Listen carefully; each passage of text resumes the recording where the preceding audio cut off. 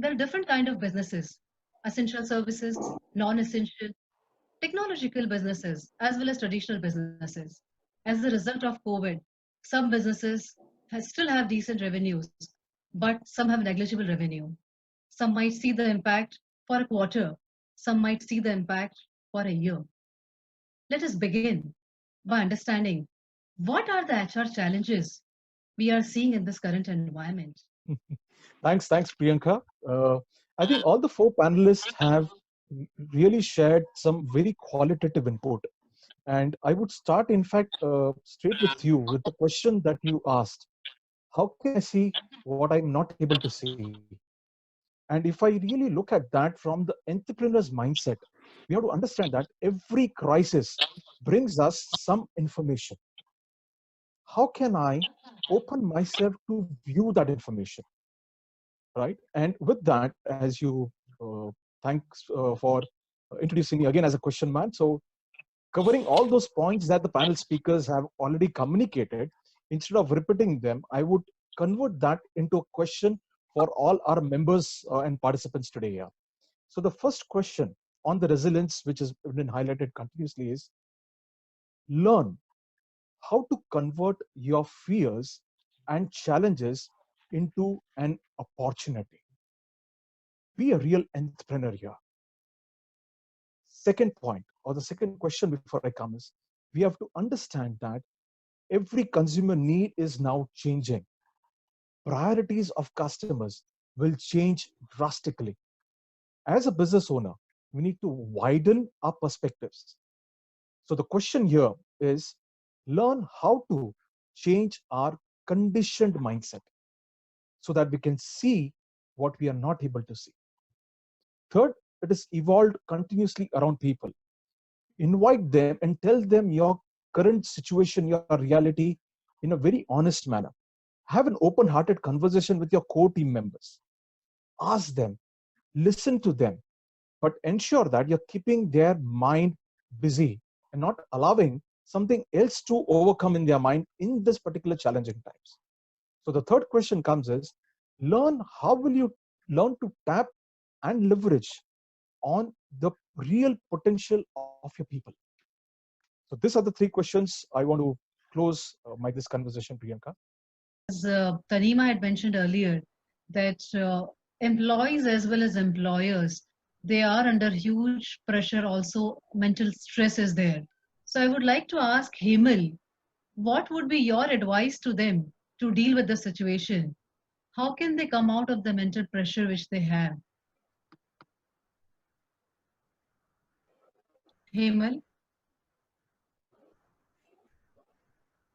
Yes, Priyanka. Yeah. So, one thing that we got to understand is the difference between the certainty and uncertainty, right? Let me ask you one simple question, Priyanka. Uh, Yeah. do you like surprises? Yeah. Positive ones though. Yes, exactly. We all love surprises that we want. Others we call them as problems, right? But in reality, we need these problems, right? Because only in the times of problems, we push ourselves, we push our mindset, right? We stretch them and come out of the comfort zone.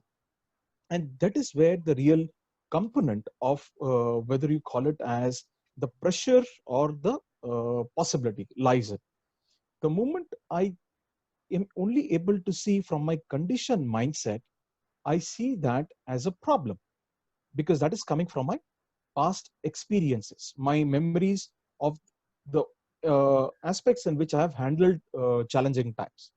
But the moment I convert that into a possibility, right, the whole thing opens up the new doors. Like you look at most of the best innovations that has happened only during the times of challenges when there is some kind of pressure in entrepreneurs' mind. Look at how did the aviation industry, aviation was launched. Look at the telecom, the way it has been launched. Amazon, you name any organization, right? Even I'm sure, even the book My Show, the way it has been launched, right?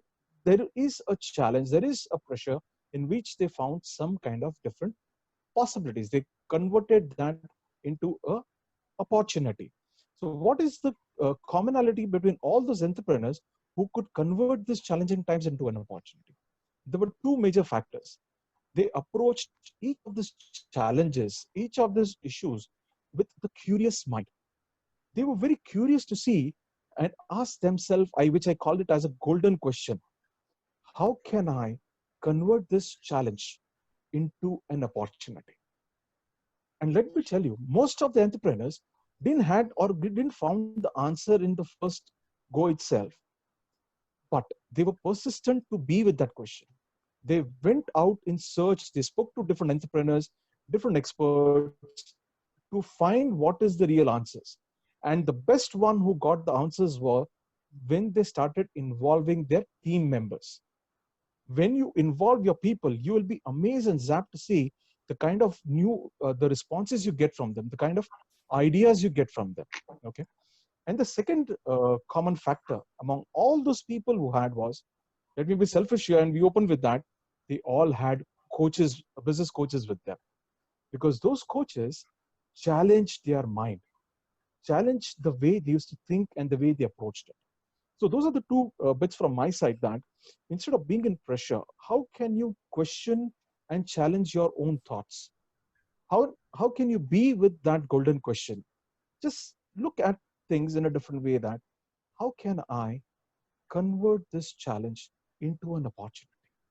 Wonderful. So that's my invitation for all of the participants.